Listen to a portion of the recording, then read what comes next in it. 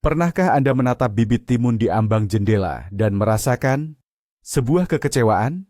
Batangnya kurus, pucat, menjulur ke kaca seolah merengek minta tolong, lalu akhirnya layu dan tumbang. Pemandangan seperti ini sering terjadi, bukan? Bagaimana jika saya katakan pada Anda bahwa jendela yang penuh sinar matahari itu sebenarnya bukan teman, melainkan dalang utama kegagalan panen Anda? Kebanyakan pekebun yakin cahaya alami adalah yang terbaik untuk tanaman. Tapi hari ini, kita akan hancurkan mitos ini sekali, dan untuk selamanya. Saya akan tunjukkan mengapa bahkan lampu termurah sekalipun 100 kali lebih efektif daripada jendela paling terang, dan bagaimana satu sakelar sederhana bisa mengubah tunas kurus Anda menjadi tanaman yang kuat, kokoh, dan siap panen raya. Tetaplah bersama kami, karena apa yang akan Anda pelajari ini akan mengubah total cara Anda merawat bibit. Dan pertanyaan utamanya, Anda tim jendela atau tim lampu? Tulis di kolom komentar sekarang. Nanti di akhir video kita lihat apakah pendapat Anda berubah. Sebelum kita mengadu lampu dan jendela, mari sejenak kita kembali ke pelajaran biologi sekolah. Ingat kata fotosintesis? Kedengarannya membosankan, tapi bagi tanaman itulah seluruh hidupnya. Bagi timun, cahaya bukan sekadar penerangan. Ini adalah makanan, udara, dan bahan bangunan yang dikemas jadi satu. Dengan bantuan cahaya, atau lebih tepatnya energinya, tanaman mengubah air dan karbon dioksida menjadi gula. Gula inilah yang digunakan untuk membentuk batang yang kuat, daun yang subur, dan pada akhirnya buah timun yang renyah. Tanpa cahaya yang cukup dan tepat, seluruh pabrik produksi kehidupan yang rumit ini akan berhenti total. Tanaman akan panik dan mulai menggunakan cadangan energi internalnya hanya demi bertahan hidup. Itulah mengapa memahami sifat cahaya bukan sekadar teori untuk ahli botani, melainkan kunci fundamental bagi kesuksesan setiap pekebun. Kita biasa berpikir, matahari adalah sumber yang sempurna, dan itu benar. Tapi masalahnya, seperti biasa, ada pada detailnya, yaitu apa yang didapatkan bibit kita di ambang jendela pada hari musim semi yang biasa. Jadi, masalah utama jendela dalam hal pencahayaan adalah tipuan besar intensitas cahaya. Kita sebagai manusia cenderung berpikir, kalau ruangan ini terang, pasti tanaman juga senang. Padahal mata manusia adalah alat yang sangat tidak bisa diandalkan untuk mengukur cahaya yang benar-benar bermanfaat bagi tanaman. Mata kita sangat bagus melihat spektrum hijau. Ironisnya, spektrum inilah yang hampir tidak digunakan oleh tanaman, melainkan dipantulkan. Itulah mengapa mereka tampak hijau. Sementara itu, untuk fotosintesis, yang dibutuhkan adalah kekuatan cahaya yang sesungguhnya. Mari kita bicara dengan angka-angka. Di luar ruangan pada hari musim panas yang cerah, pencahayaan bisa mencapai 100.000 lux. Itu adalah kondisi ideal. Sekarang, mari kita ukur cahaya di ambang jendela selatan Anda yang Anda anggap sangat terang itu. Pada hari musim semi yang cerah, Anda paling banter hanya mendapatkan 10–15.000 lux. Bagaimana jika hari mendung? 5.000 atau bahkan hanya 2.000 lux? Bagi bibit mentimun muda yang membutuhkan setidaknya 10–12.000 lux selama 12–14 jam agar bisa tumbuh normal, ini adalah kondisi kelaparan energi. Tanaman itu menerima energi yang sangat minim, sehingga tidak mungkin bisa membangun tubuh yang sehat. Bayangkan saja, Anda mencoba mengisi daya ponsel Anda hanya dengan 1% dari daya charger yang dibutuhkan. Kira-kira seperti itulah yang dirasakan oleh bibit Anda. Mari kita bahas soal penghalang yang satu ini, kaca. Kaca jendela sebersih dan sebening apapun bukanlah sekadar penghalang, melainkan filter yang sangat cerdik. Kaca ini tanpa ampun memblokir sebagian besar radiasi ultraviolet. Anda pasti berpikir, syukurlah, sinar UV itu kan berbahaya. Benar, ia berbahaya bagi kulit kita, terutama jika dosisnya terlalu tinggi. Tapi tahukah Anda, bagi tanaman, sinar UV dalam jumlah sedikit justru berfungsi sebagai faktor pengerasan atau penempaan, hardening factor. Sinar ini membuat daun lebih kuat dan padat, meningkatkan daya tahan atau imunitas, serta mempersiapkan bibit menghadapi kondisi ekstrim di luar ruangan. Bibit yang dibesarkan tanpa paparan sinar UV ini ibarat manusia yang menghabiskan seluruh hidupnya di ruangan steril. Mereka tumbuh sangat rapuh, manja, dan sama sekali tidak siap menghadapi dunia nyata. Selain memblokir, kaca juga dapat sedikit mengubah spektrum cahaya tampak. Ia membiarkan beberapa jenis sinar lewat lebih banyak daripada yang lain. Hal ini mengganggu keseimbangan alami yang sudah ditetapkan oleh alam. Intinya, cahaya yang menembus kaca bukanlah lagi sinar matahari yang utuh dan penuh, melainkan versi ringan atau dietnya. Memberi makan organisme yang sedang tumbuh, seperti semayan mentimun. Hanya dengan versi diet ini sama saja dengan membiarkannya tumbuh lemah sejak permulaan. Sebagai ilustrasi, tampilkan animasi di mana spektrum penuh sinar matahari mengenai kaca, dan hanya sebagian yang lolos ke dalam, sementara sinar UV dipantulkan keluar. Musuh tersembunyi lain yang mengintai bibit kita di jendela adalah durasi siang yang pendek. Ingat-ingat, kapan biasanya kita menanam biji mentimun untuk disemai? Februari, Maret, atau paling lambat awal April. Pada saat itu, durasi penyinaran matahari jauh dari kata ideal. Matahari terbit terlambat dan terbenam terlalu cepat. Walaupun hari itu cerah, tanaman hanya menerima cahaya yang efektif selama beberapa jam saja. Padahal untuk tumbuh maksimal, mentimun butuh fotoperiode atau durasi pencahayaan antara 12 hingga 14 jam. Durasi pencahayaan yang kurang adalah sinyal langsung bagi tanaman.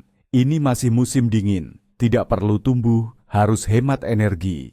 Akibatnya semua proses melambat dan pertumbuhannya terhambat. Bibit bisa mandek, terlihat layu dan tertekan, lalu Anda akan bingung mencari tahu apa masalahnya. Apakah di media tanamnya, ataukah di penyiramannya? Padahal masalahnya sederhana. Jam kerja tanaman ini selesai terlalu cepat. Mereka tidak sempat memproduksi nutrisi yang cukup untuk mendorong pertumbuhan. Ini ibarat mencoba membangun rumah, tapi Anda hanya bekerja 2 jam sehari. Prosesnya akan molor sampai batas waktu yang tidak jelas, dan kualitas bangunannya akan sangat diragukan. Sebagai visualisasi, kita bisa tampilkan rekaman time-lapse hari musim dingin yang singkat di luar jendela untuk menekankan betapa sebentarnya matahari bersinar. Kita semua pasti pernah melihat bibit tanaman di jendela membengkok ke arah kaca. Kelihatannya seolah-olah tanaman itu sedang menggapai matahari. Padahal itu adalah teriakan minta tolong dan merupakan tanda jelas adanya masalah serius yang kita kenal sebagai etiolasi. Karena sumber cahaya hanya datang dari satu arah, tanaman mengerahkan seluruh energinya untuk meraih sumber cahaya tersebut. Tanaman ini mulai memproduksi hormon pertumbuhan secara aktif yang bertugas memanjangkan sel-sel batangnya. Akibatnya batang tanaman akan menjadi panjang, kurus, dan lemah. Jarak antar daun, yang kita sebut ruas atau internode, menjadi semakin jauh. Tanaman menghabiskan seluruh energinya, bukan untuk mengembangkan sistem akar atau memperbanyak daun, melainkan untuk perlombaan sia-sia mengejar cahaya. Batang yang memanjang ini sangat rapuh, mudah patah, serta membuat tanaman lebih rentan terhadap penyakit. Anda mungkin sering memutar pot secara berkala, tetapi ini hanya solusi sementara yang justru menimbulkan stres tambahan bagi tanaman. Pada dasarnya, pencahayaan yang tidak merata membuat tanaman, seperti mentimun, merasa berada di bawah bayangan pesaing, sehingga ia harus secepat mungkin merangkak ke atas untuk mendapatkan bagian sinar matahari miliknya. Ini adalah insting bertahan hidup yang, ketika diterapkan dalam kondisi di dalam ruangan, justru menjadi bumerang. Ilustrasi terbaik untuk fenomena ini adalah rekaman time-lapse yang memperlihatkan bagaimana bibit tanaman membengkok signifikan ke arah jendela hanya dalam beberapa jam. Tentu, banyak pekebun berpengalaman akan menyanggah. Saya punya jendela menghadap selatan, jadi cahaya pasti cukup. Padahal ini adalah salah satu kesalahpahaman yang paling umum dan berbahaya. Memang, jendela selatan jelas merupakan pilihan terbaik dari yang terburuk, tetapi itu bukanlah solusi mutlak. Pertama, seperti yang sudah kita bahas, bahkan di jendela selatan, intensitas cahaya saat hari mendung bisa turun drastis hingga mencapai tingkat yang sangat kritis. Dan pada musim semi, saat masa pertumbuhan bibit, cuaca mendung bukanlah hal yang langka. Seminggu penuh langit kelabu bisa menyebabkan kerusakan permanen pada semaian Anda. Kedua, jendela selatan berisiko menyebabkan kepanasan berlebih. Sinar matahari langsung yang menembus kaca dapat memanaskan media tanam di wadah kecil dan daun-daun yang masih muda, menyebabkan luka bakar dan kekeringan. Ini menimbulkan sebuah paradoks. Sepertinya cahaya melimpah, tapi justru lebih banyak membawa kerugian daripada manfaat. Akhirnya, kita terpaksa meneduhi bibit di siang hari, yang berarti kita mengurangi jumlah cahaya lagi. Ini menjadi lingkaran setan. Selain itu, bahkan di ambang jendela selatan yang paling lebar sekalipun, tanaman yang berada di baris kedua sudah pasti menerima cahaya yang jauh lebih sedikit. Jadi, mitos tentang jendela selatan yang serba bisa hanyalah upaya untuk mencari solusi mudah bagi masalah yang kompleks. Kenyataannya, jendela tidak dapat memberikan pencahayaan yang stabil dan berkualitas. Sebagai contoh visual, Anda bisa melihat rekaman termometer di ambang jendela yang terpapar matahari yang menunjukkan suhu tinggi, dan di sebelahnya daun-daun bibit yang layu. Nah, setelah kita benar-benar yakin bahwa jendela itu kurang memadai, pahlawan kita pun muncul ke panggung. Cahaya buatan atau yang kita kenal sebagai lampu. Apa keunggulan utamanya yang tak terbantahkan? Kontrol yang total, kendali penuh. Dengan lampu, Anda tidak perlu lagi khawatir dengan cuaca di luar. Mau itu badai salju, hujan deras, atau malam kutub. Bibit Anda selalu mendapatkan cahaya persis seperti yang mereka butuhkan. Anda juga tidak perlu memusingkan musim atau panjangnya hari. Anda sendiri yang mengatur jadwal siang dan malam yang ideal bagi tanaman Anda, cukup pakai timer sederhana.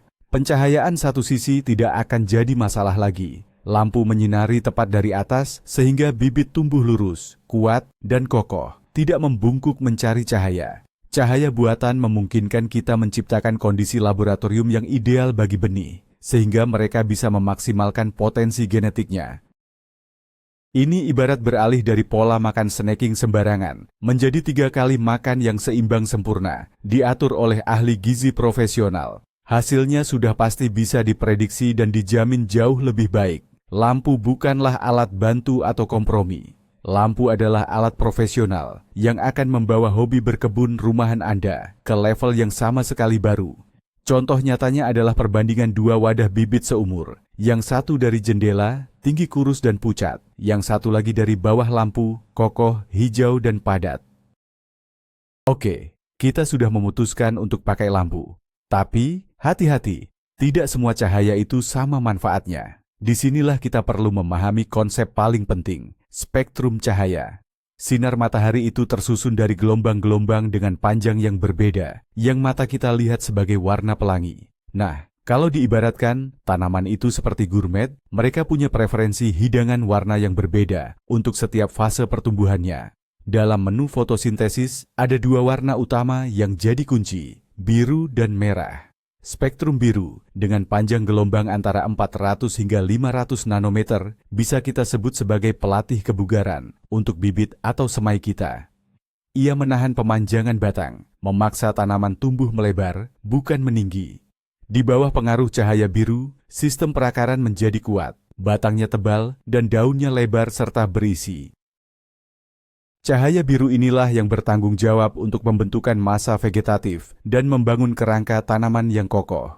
Sinyal yang ia berikan adalah cahaya melimpah, tidak perlu terburu-buru, tumbuhkan fondasi yang kuat. Inilah yang kita butuhkan persis pada tahap awal pertumbuhan bibit. Jadi, pastikan lampu untuk penyemaian harus selalu memiliki spektrum biru dalam jumlah yang memadai. Sebagai ilustrasi, Anda bisa menggunakan grafik sederhana di mana sinar biru menimpa tanaman, dan sebagai respon, akar serta daunnya tumbuh dengan aktif. Jika cahaya biru diibaratkan sebagai pelatih, maka spektrum merah dengan panjang gelombang sekitar 600 hingga 700 nanometer adalah sinyal untuk beraksi. Cahaya merah adalah pemasok energi utama dalam proses fotosintesis. Ini merangsang pertumbuhan tanaman ke atas, bertanggung jawab atas perkecambahan benih, dan pada tahap selanjutnya berperan penting dalam pembungaan dan pembentukan buah. Jika cahaya biru menyuruh tanaman tumbuh melebar, maka cahaya merah mengatakan, tumbuh meninggi dan bersiaplah untuk bereproduksi. Di alam, dominasi spektrum merah dan merah jauh di bawah naungan tanaman, lainlah yang menyebabkan semaian atau bibit menjadi memanjang. Oleh karena itu, kita harus berhati-hati dengan cahaya merah pada tahap pembibitan. Kelebihannya, terutama jika kekurangan cahaya biru, dapat memicu etiolasi yang tidak diinginkan. Fenomena memanjang yang sering kita coba atasi saat menanam di ambang jendela. Lampu yang ideal untuk pembibitan harus memiliki kombinasi kedua spektrum yang seimbang. Secara umum, cahaya biru lebih disarankan untuk tahap vegetatif, sementara cahaya merah lebih penting untuk pembungaan dan pembuahan. Inilah rahasia utama dari fitolam profesional. Mereka memberikan cahaya yang tepat, sesuai dengan kebutuhan spesifik tanaman pada saat tertentu. Tampilkan animasi di mana tanaman di bawah cahaya merah mulai memunculkan kuncup dan bunga. Tapi, bagaimana dengan warna hijau, kuning, dan spektrum cahaya lainnya? Apakah ini benar-benar dibutuhkan? Ini membawa kita pada istilah pemasaran yang sangat populer, spektrum penuh atau full spectrum. Lampu jenis full spectrum memancarkan cahaya yang bagi mata manusia terlihat putih atau terkadang sedikit kemerahan, pinkish. Mereka dirancang untuk meniru cahaya matahari alami, yang berarti mencakup bukan hanya puncak biru dan merah, tapi juga sinar di area hijau dan kuning. Selama bertahun-tahun, banyak orang percaya bahwa cahaya hijau tidak diperlukan sama sekali oleh tanaman, karena tanaman cenderung memantulkannya. Namun, studi terbaru menunjukkan bahwa cahaya hijau, meskipun dalam jumlah kecil, tetap diserap dan berperan dalam proses fotosintesis, terutama pada daun di lapisan bawah yang sulit dijangkau oleh sinar biru dan merah. Jadi, mana yang lebih unggul? Lampu klasik bicolor, dua warna, yang menghasilkan cahaya ungu, campuran merah dan biru, atau lampu putih full spectrum? Untuk pembibitan seperti mentimun, perlu diketahui bahwa kedua opsi tersebut jauh lebih efektif daripada sekadar mengandalkan cahaya dari jendela. Namun demikian, lampu full spectrum dianggap lebih universal dan lebih sesuai secara fisiologis bagi tanaman. Selain itu, ada keuntungan besar dalam hal kenyamanan kerja. Jauh lebih enak untuk bekerja dan mengevaluasi kondisi visual bibit di bawah cahaya putih. Sebab, di bawah cahaya ungu, semua daun tampak seperti memiliki warna yang tidak sehat. Sebagai ilustrasi, Anda bisa membandingkan dua kelompok tanaman yang identik. Satu di bawah lampu ungu dan satunya lagi di bawah lampu putih, agar kita semua dapat melihat perbedaan dramatis dalam persepsi visual. Baik, kita sudah membahas soal spektrum cahaya. Tapi bagaimana kita tahu apakah lampu kita cukup bertenaga? Disinilah kita akan menemukan jebakan berikutnya. Banyaknya istilah yang membingungkan, seperti lumen, lux, dan watt. Mari kita bedah satu persatu. Watt hanyalah daya yang dikonsumsi. Ini menunjukkan seberapa banyak listrik yang dihabiskan, bukan seberapa terang cahayanya. Lumen adalah satuan untuk mengukur fluks cahaya, tetapi ini disesuaikan dengan sensitivitas mata manusia. Ingat, mata kita paling peka terhadap cahaya hijau, yang mana hampir tidak diperlukan oleh tanaman. Oleh karena itu, lampu yang terang benderang dengan jumlah lumen tinggi bisa jadi sama sekali tidak berguna bagi bibit kita jika spektrumnya tidak mengandung sinar biru dan merah yang dibutuhkan. Lux adalah iluminansi, yaitu jumlah lumen per meter persegi. Indikator ini juga berorientasi pada penglihatan manusia. Lantas, apa yang seharusnya kita lihat? Kalangan profesional menggunakan konsep PAR, singkatan dari Photosynthetically Active Radiation atau radiasi aktif fotosintetik. Indikator ini mengukur jumlah foton dalam rentang spektrum yang berguna bagi tanaman, yaitu antara 400 hingga 700 nanometer. PAR inilah yang menunjukkan seberapa banyak makanan yang didapatkan tanaman Anda. Sayangnya, produsen lampu rumah tangga jarang mencantumkan parameter ini. Jadi, aturan sederhana bagi pemula adalah jangan terpaku pada lumen. Sebaliknya, pilihlah lampu tumbuh atau grow light khusus yang memang secara jelas dirancang untuk menumbuhkan bibit. Infografis sederhana yang membandingkan lumen, lux, dan PAR akan sangat membantu Anda di sini. Mari kita langsung bahas detailnya. Secara angka, berapa banyak cahaya yang sebenarnya dibutuhkan oleh bibit mentimun? Ini termasuk jenis tanaman yang sangat menyukai cahaya. Pada tahap awal, yaitu mulai dari kecambah hingga muncul 2 atau 3 daun sejati, bibit mentimun membutuhkan tingkat pencahayaan sekitar 8.000 hingga 10.000 lux. Jika kita terjemahkan ke satuan yang lebih akurat, angka ini setara dengan sekitar 150 sampai 200 mikromol per meter persegi per detik berdasarkan indeks PAR. Saat bibit sudah tumbuh lebih besar dan kokoh, kebutuhan cahayanya juga akan meningkat. Ia akan membutuhkan 12.000 hingga 15.000 lux atau setara dengan 200 sampai 300 mikromol. Lalu, bagaimana cara mencapainya dalam praktiknya? Semua bergantung pada kekuatan lampu dan ketinggian pemasangannya. Sebagai contoh, lampu tanam LED standar berdaya 20 hingga 30 watt yang diposisikan setinggi 15 sampai 20 cm di atas pucuk tanaman sudah cukup untuk menciptakan kondisi yang ideal.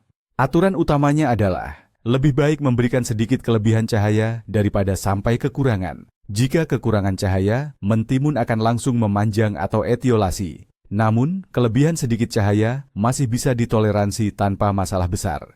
Penting bagi kita untuk selalu mengamati tanaman. Jika daunnya berwarna hijau cerah dan batangnya pendek serta tebal, artinya Anda sudah melakukannya dengan benar. Tetapi jika daun mulai memucat dan tanaman mulai menjulur ke atas, segera turunkan lampu atau ganti dengan lampu yang memiliki daya lebih besar. Anda bisa merujuk pada skema visual yang menunjukkan hubungan antara ketinggian lampu dan tingkat pencahayaan yang sesuai. Mengontrol cahaya itu bukan hanya soal kualitas dan intensitasnya, tapi juga durasi penyinarannya.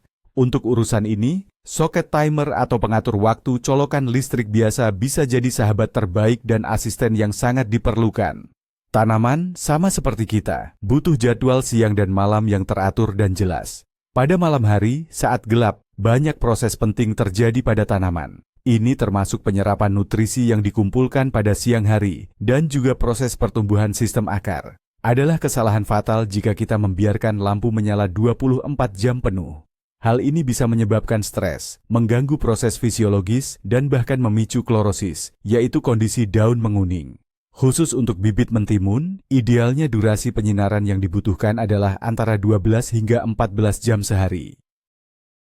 Sebagai contoh, Anda bisa mengatur timer untuk menyalakan lampu jam 7 pagi dan mematikannya tepat jam 9 malam. Kondisi ini akan menciptakan lingkungan yang stabil dan dapat diprediksi, yang sangat mendukung perkembangan tanaman yang sehat. Mengotomatisasi proses ini dengan timer tidak hanya menghemat waktu dan tenaga Anda, tapi juga menjamin bibit akan mendapatkan jatah cahaya harian mereka secara tepat waktu dan tanpa gangguan jadwal. Harga timer ini relatif sangat terjangkau, padahal manfaat yang didapat sangat besar. Mendemonstrasikan cara mengatur timer mekanik atau elektronik tentu akan menjadi contoh visual yang sangat berguna. Saat ini, di pasaran tersedia berbagai macam jenis lampu. Nah, mana yang harus kita pilih untuk menyinari bibit atau semayan kita? Pemimpin tak terbantahkan, sang juaranya adalah lampu LED, Light Emitting Diode. Lampu ini memiliki sederet keunggulan yang tidak bisa ditolak. Pertama, efisiensi energinya sangat tinggi. Lampu LED mampu mengubah hampir seluruh energi listrik menjadi cahaya, bukan malah menghabiskannya sebagai panas. Kedua, lampu ini nyaris tidak menghasilkan panas. Ini sangat penting karena kita bisa menempatkannya sedekat mungkin dengan tanaman tanpa khawatir daunnya akan terbakar. Penempatan dekat ini krusial untuk menciptakan intensitas cahaya yang maksimal. Ketiga, LED memiliki masa pakai yang sangat panjang. Bisa mencapai puluhan ribu jam. Artinya, dengan membeli satu lampu berkualitas, Anda bisa menggunakannya bertahun-tahun. Dan yang terakhir, ini yang paling penting. Teknologi LED memungkinkan kita membuat lampu dengan spektrum cahaya yang ideal dan disesuaikan sempurna untuk pertumbuhan tanaman, mengonsentrasikan energi tepat pada puncak warna biru dan merah yang dibutuhkan. Lampu LED hadir dalam berbagai format. Mulai dari bohlam biasa dengan fitting E27, lampu strip linear yang pas diletakkan di atas wadah semayan, hingga panel besar untuk rak-rak tanaman. Bagi pekebun pemula, pilihan idealnya adalah lampu tumbuh, grow light, LED, linear full spectrum dengan daya sekitar 20 hingga 30 watt. Untuk ilustrasi, mari kita tunjukkan beberapa tipe lampu tumbuh LED. Nah, bagaimana dengan jenis lampu lainnya? Sebelum era LED muncul, lampu fluoresen sangat populer dan sering disebut juga sebagai lampu neon atau lampu TL atau lampu pijar. Lampu jenis ini masih bisa jadi pilihan, apalagi kalau anggaran Anda terbatas. Tipe yang paling efisien biasanya adalah lampu T5. Lampu ini cukup terang dan memiliki spektrum cahaya yang baik. Tapi, dibandingkan dengan LED, lampu fluoresen punya beberapa kelemahan. Mereka kurang hemat energi, artinya dengan daya listrik yang sama, cahaya yang dihasilkan lebih sedikit. Lampu ini juga mengandung merkuri. Hal ini membuatnya berbahaya jika pecah dan memerlukan penanganan limbah khusus. Seiring waktu, intensitas cahayanya akan menurun atau meredup. Setelah 1 atau 2 tahun pemakaian, lampu akan terlihat jauh lebih redup, meskipun tetap menyala. Selain itu, efisiensinya lebih rendah dan menghasilkan panas yang lebih banyak.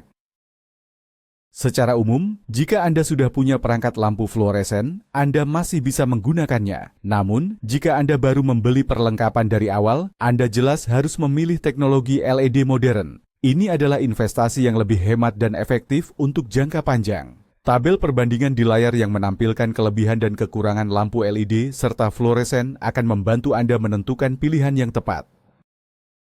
Ada satu jenis lampu yang wajib kita hindari penggunaannya, apalagi untuk menyinari bibit tanaman. Lampu ini, dalam keadaan apapun, tidak boleh dipakai, yaitu lampu pijar lama yang sudah kita kenal. Ya, lampu yang memiliki filamen tungsten dan menghasilkan cahaya kuning yang hangat itu. Mengapa lampu ini sangat berbahaya? Jawabannya terletak pada prinsip kerjanya. Lebih dari 90% energi yang digunakan oleh lampu pijar diubah menjadi panas, bukan cahaya. Lampu ini bekerja layaknya pemanas kecil. Jika Anda menempatkannya di atas bibit, alih-alih memberikan penerangan, Anda malah akan membakar atau mengeringkan daun-daunnya yang masih muda dan rentan. Bahkan pada jarak yang dianggap aman pun, suhunya akan terasa terlalu panas. Selain itu, spektrum cahaya lampu pijar sama sekali tidak cocok untuk pertumbuhan tanaman. Spektrumnya hampir tidak mengandung cahaya biru, yang penting untuk pertumbuhan, tetapi sangat kaya akan cahaya merah dan sinar inframerah, panas. Cahaya seperti ini akan memicu etiolasi, yaitu pertumbuhan memanjang yang parah pada bibit. Batangnya akan menjadi panjang, kurus, dan lemah dalam waktu beberapa hari saja.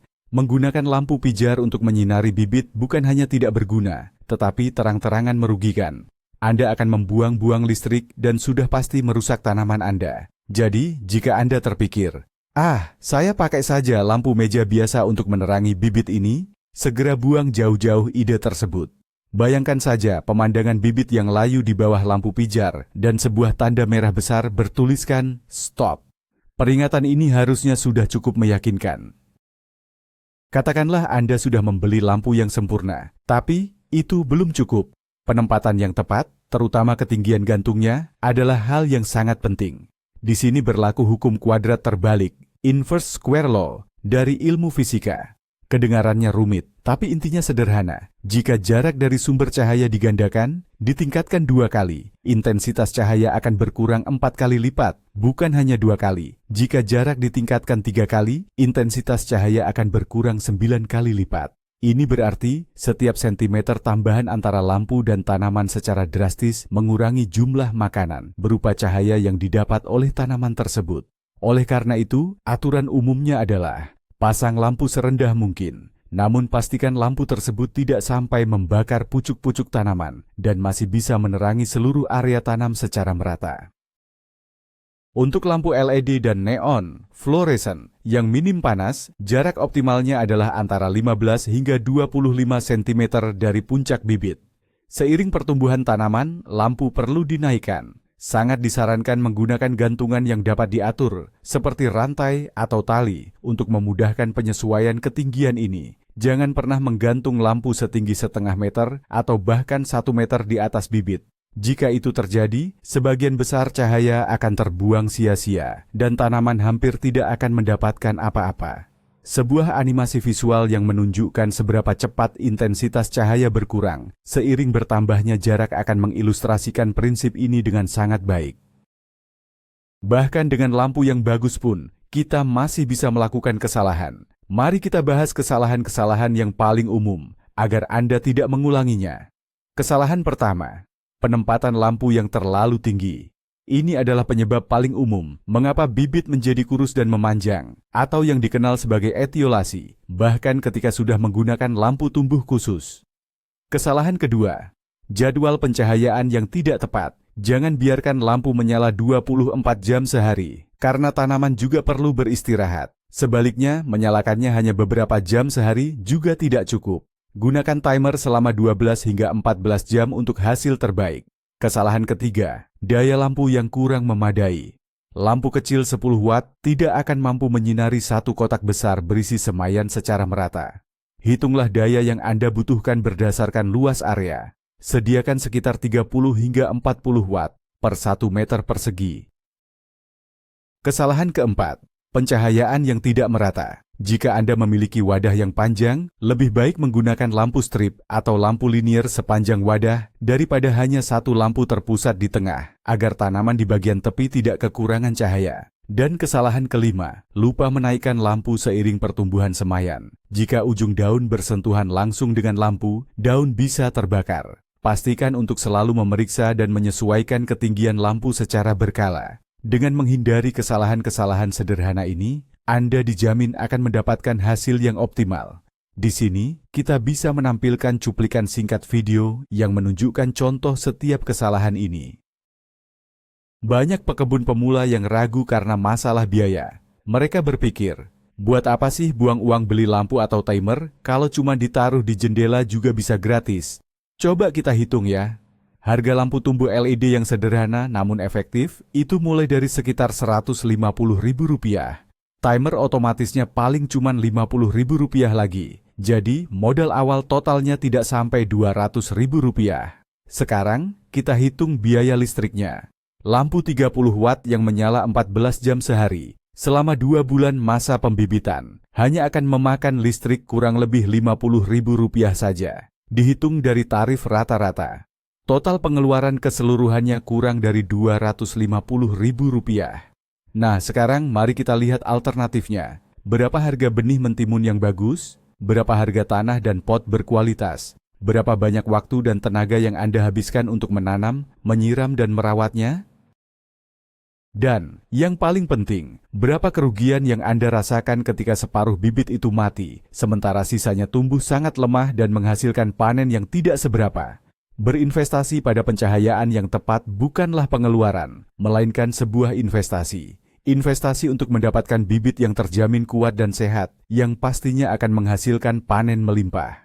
Investasi ini akan balik modal di tahun pertama, berupa mentimun rumahan yang segar dan lezat. Infografis sederhana di layar yang membandingkan biaya peralatan dengan potensi kerugian panen akan membuktikan semua ini dengan sangat meyakinkan.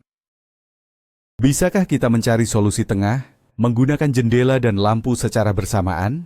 Ya, pendekatan kombinasi atau hibrida ini cukup valid, dan dalam beberapa kasus, penggunaan metode ini sangat dibenarkan. Misalnya, jika Anda punya jendela selatan yang sangat terang, tetapi Anda tinggal di daerah dengan durasi siang hari yang pendek. Dalam situasi ini, Anda bisa memanfaatkan cahaya alami pada siang hari, kemudian menyalakan lampu beberapa jam di pagi dan sore hari. Tujuannya adalah untuk menambah total durasi pencahayaan hingga mencapai 12-14 jam yang dibutuhkan. Tentu saja, ini bisa membantu menghemat sedikit biaya listrik Anda. Pencahayaan tambahan juga sangat berguna saat menghadapi cuaca mendung yang berlangsung lama. Namun, metode ini punya kekurangan. Tanaman tetap akan menerima sebagian cahaya dari samping, yaitu dari jendela, yang bisa menyebabkan batang tanaman menjadi melengkung atau membengkok ke arah sumber cahaya. Anda juga harus terus-menerus memantau kondisi cuaca dan menyalakan lampu secara manual, kecuali jika Anda sudah memiliki sensor cahaya otomatis. Secara umum, bagi para pemula yang menginginkan hasil terjamin dengan kerepotan yang minimal, saya sangat menyarankan untuk sepenuhnya menghindari jendela. Lebih baik menanam bibit di rak khusus, stellage, di bagian dalam ruangan, menggunakan pencahayaan buatan secara penuh. Metode ini lebih mudah, lebih andal, dan memberikan hasil yang jauh lebih stabil. Namun, bagi para penghobi yang sudah berpengalaman, eksperimen dengan pencahayaan gabungan tentu saja menarik. Sebagai contoh, kita bisa memperlihatkan rak bibit di dekat jendela, di mana lampunya bisa menyala secara otomatis saat senja tiba. Nah, mari kita simpulkan perbandingan kita tadi. Hari ini, kita sudah tahu bahwa jendela, yang sering kita anggap sebagai sumber kehidupan bagi bibit kita, ternyata adalah sekutu yang sangat tidak bisa diandalkan.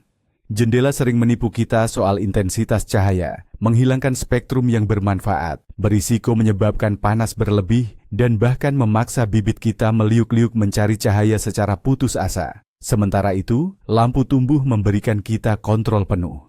Kita bisa memberikan spektrum cahaya yang ideal, intensitas yang tepat, dan durasi siang hari yang terukur. Ini seperti menciptakan sanatorium pribadi bagi tanaman, di mana mereka akan tumbuh kuat, sehat, dan kokoh. Poin paling penting di sini adalah menyadari bahwa cahaya buatan itu bukan teknologi pertanian yang rumit. Justru, ini adalah alat yang sederhana dan terjangkau, tapi bisa mengubah hasil panen Anda secara drastis. Lampu yang dipilih dan dipasang dengan benar adalah jaminan hampir 100%. Anda akan mendapatkan bibit yang berkualitas, dan ini tentu saja menjadi fondasi untuk hasil panen yang melimpah di masa depan. Saya harap sekarang Anda melihat ambang jendela Anda dengan pandangan yang sama sekali berbeda.